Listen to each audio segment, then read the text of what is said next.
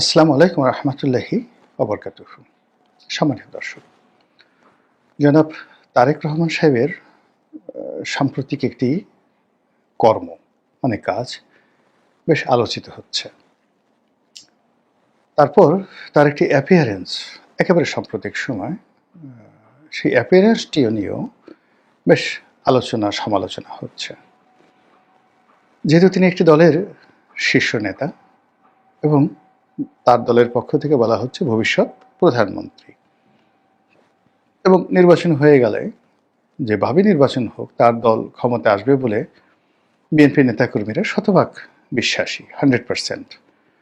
আর BNP ক্ষমতা আসলে শতভাগ তিনি দেশের প্রধানমন্ত্রী হবেন। আর লন্ডন থেকে তিনি প্রধানমন্ত্রী রূপে এয়ারপোর্টে নামবেন, এটি মোটামুটি এখন বিএনপির লোকজন ধরেই নিয়েছে, এর বাইরে কোনো কিছু হবে না। তো সেই দিক থেকে তার ইমেজ, তার ব্যক্তিত্ব এবং তার সব কিছু যেন একটা রাষ্ট্রকে রিপ্রেজেন্ট করে। তিনি যেন প্রধানমন্ত্রী হিসেবে ঠিক একটা রেকর্ড তৈরি করতে পারেন উদারতায়, মহানুভবতায়, প্রেমময়তায় এবং ঔদার্যতায়। এই জন্য তার যারা সহযোগী রয়েছেন, তার যারা উপদেষ্টা রয়েছেন, অ্যাডভাইজার রয়েছেন, তারা নিশিদিন মানে রাতে এবং দিনে ব্যাপক পরিশ্রম করছেন। নেতার জন্য ভাষণ রেডি করা, নেতার জন্য ফেসবুক স্ট্যাটাস রেডি করা, নেতার মুড যেন স্বাভাবিক থাকে, এই জন্য তাকে নানা রকম প্রণোদনা দেওয়া থেকে শুরু করে তার যারা লোকজন আছেন, কাছের মানুষ, তারা নিঃসন্দেহে নির্ঘুম রাত কাটাচ্ছেন এবং সেটা বোঝা যাচ্ছে।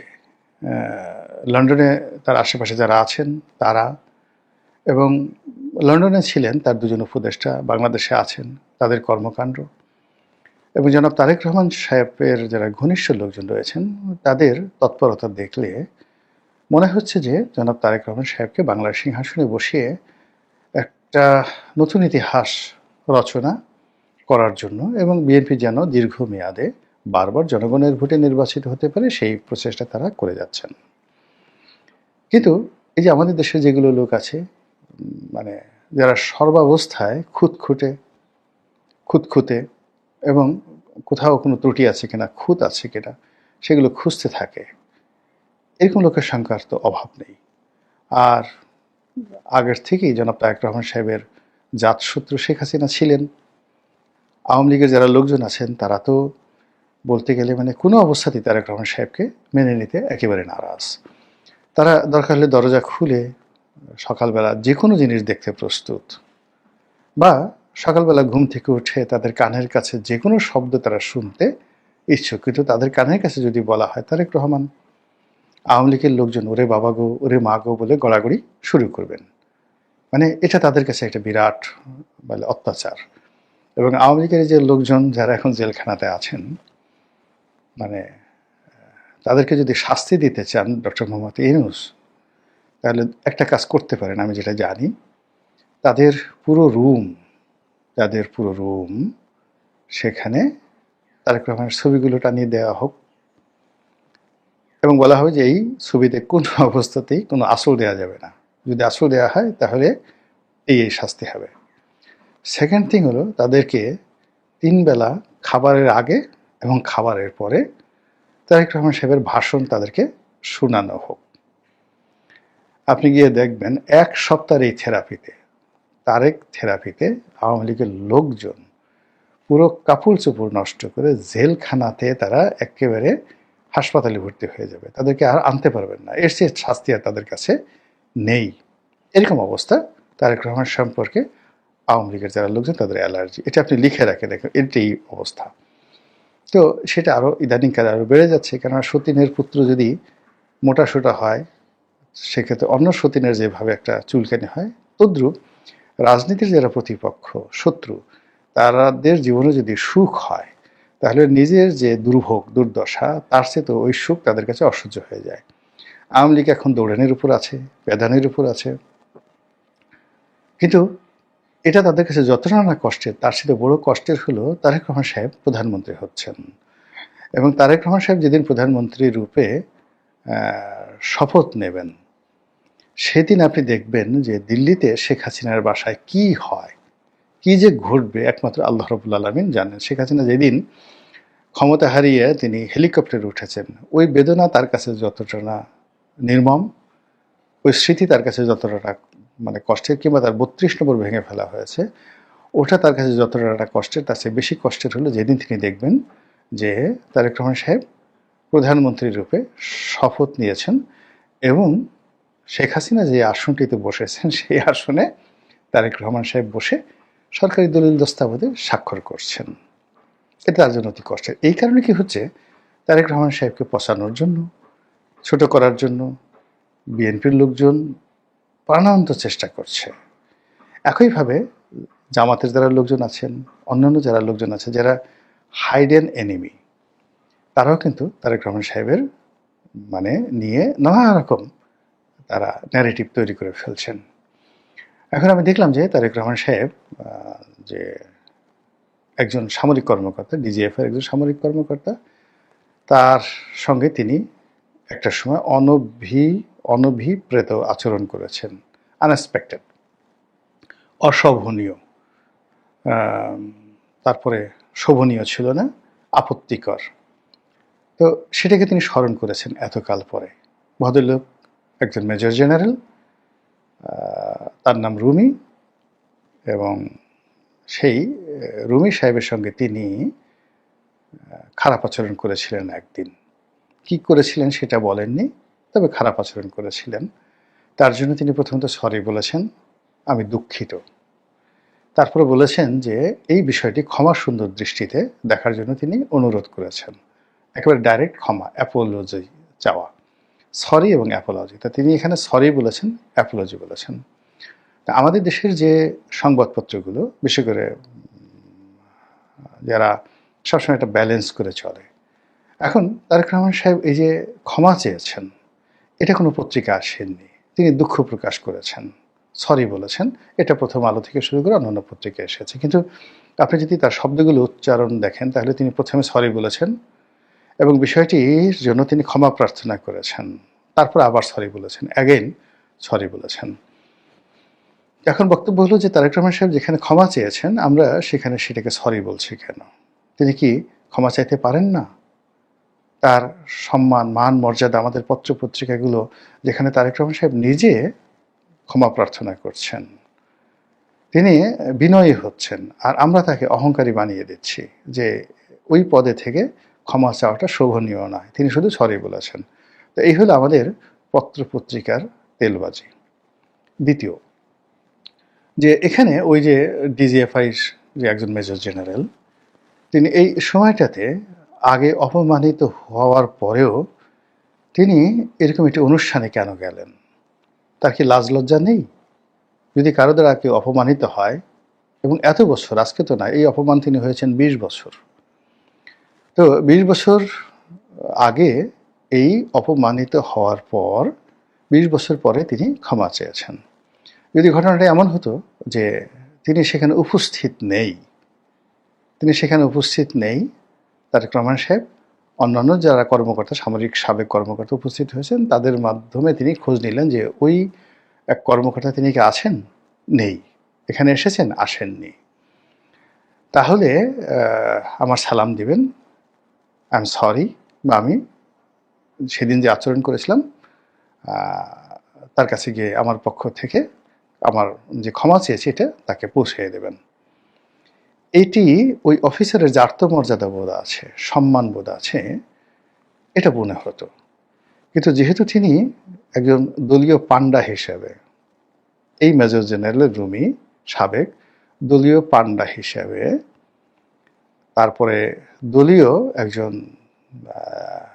যাকে বলা হয় তাবেদার হিসেবে, তারেক রহমান সাহেবের কর্মী হিসেবে, আরও যদি বলেন সেবক হিসেবে, আরও যদি বলেন, আর বললাম না, তিনি সেখানে উপস্থিত হয়েছেন অবনত মস্তকে তার নেতার প্রতি আনুগত্য দেখানোর জন্য। তো সেখানে আসলে তার কাছে ক্ষমা চাওয়ার তারেক রহমান সাহেবের কোনো প্রয়োজন ছিল না, এর মধ্যে কোনো ঔদার্যতা নেই। আর তার যদি আত্মমর্যাদা বোধ থাকতো, আত্মসম্মান বোধ থাকতো এবং তারেক রহমান সাহেবের সেই দিনের বক্তব্যে তিনি যদি আহত হতেন, তিনি ভুলেও সেখানে যেতেন না। একজন মেজর জেনারেল এইভাবে পাবলিকলি কত আগে, এটা কত সালে হয়েছে আমি জানি না, এত আগে পাবলিকলি, এখন তো ধরেন মেজর জেনারেল আর্মির কর্মকর্তাদেরকে উঠতে বসতে মানুষজন অপমান করে, আমাদের অনেকে ক্যান্টনমেন্ট ভাঙতে চায়, অনেকে ব্রিগেডিয়ারদেরকে বকা দেয়, মেজর জেনারেলকে বকা দেয়, সেনাপ্রধানকে বকা দেয়, এটা এখন ভাত মাছ হয়ে গেছে। কিন্তু আজ থেকে 20 বছর আগে একজন আর্মির সিপাহীর সঙ্গে, কনস্টেবলের সঙ্গে বেয়াদবি করার দুঃসাহস বাংলাদেশে কারো ছিল না।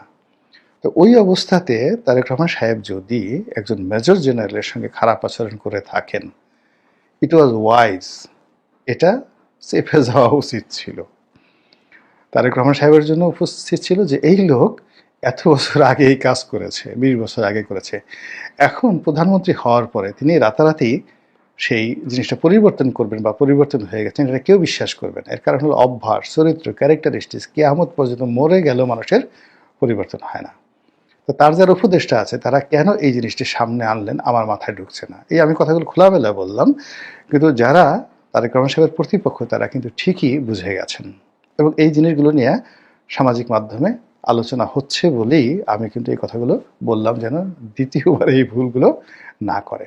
যারা বোঝার চেষ্টা করুন যে 20 বছর আগে তিনি এই কাজগুলো করেছেন, যখন বাংলাদেশে পুলিশের একজন কনস্টেবল বা আর্মির একজন সিপাহীর সঙ্গে কেউ উচ্চস্বরে কথা বলতে পারতো না, তখন তিনি একজন মেজর জেনারেলকে এই ভাষায় কথা বলেছেন এবং এত তীব্রতার সঙ্গে কথা বলেছেন যে গত 20-30 বছর বা 25 বছর তিনি এটা ভুলেননি। আই ডোন্ট নো যে এটা কত সালে হয়েছে। তো যা হোক, তারেক রহমান সাহেবের যখন ক্ষমতায় ছিলেন আমি সেটাইকে সর্বনিম্ন সময় দিলাম, তাও তো 20 বছর হয়ে গেছে, 22 বছর হয়ে গেছে। তো তার সেই কর্মটা তিনি এতটা রুট ছিলেন যে স্বয়ং তারেক রহমান সাহেব এটা ভুলেননি। আর যেই লোক মানে যাকে তিনি অপমান করেছিলেন তার কাছে সরি বলার কোনো প্রয়োজনই নেই, কেননা তিনি সেটা ডাল ভাত মনে করেছিলেন, ওটাকে তার প্রাপ্য মনে করেছিলেন এবং ওটাকে তিনি মনে করেছিলেন যে তার পুরস্কার। একটা উদাহরণ নেই, একবার শেখ হাসিনা খুব রাগ হয়েছেন বলে আমার প্রতি সবাই বলা বলি করলো পার্লামেন্টে। তা আমি খুব অভিমান করলাম। অভিমান করার পরে আমি সেই কয়েকটা টক শোতে সরকারের খুব সমালোচনা করলাম। তো সমালোচনা করার পর এখন শেখ হাসিনা চাইলেন যে আমার সঙ্গে আমি যেন তার কাছে গিয়ে সরি বলি।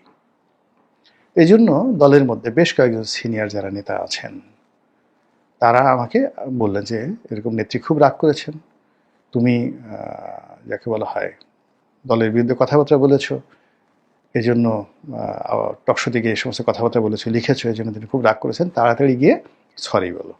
অনেক সিনিয়র নেতা, প্রেসিডেন্ট মেম্বার। তো দলের মধ্যে এরকম দালাল থাকে, মানে সবসময় দালাল থাকে। তো তারা আমাকে কনভিন্স করার চেষ্টা করছে যে তুমি গিয়ে নেত্রী পা ধরে ক্ষমা চাও। তা আমি বললাম যে আমি এটা মরে গেলেও পারবো না। এর কারণ হলো উনি ওই আমার সম্পর্কে বাজে কথা বলেছেন, বকা দিয়েছেন। তো তারা বলে যে আরে কি বলো তুমি, শেখ হাসিনার পবিত্র মুখ দিয়ে তোমার সম্পর্কে কথা বলেছে, এটা গালি হোক যা হোক, এটা তো তোমার জন্য একটা প্রশংসা, এটা তো তোমার জন্য একটা বিরাট ব্যাপার।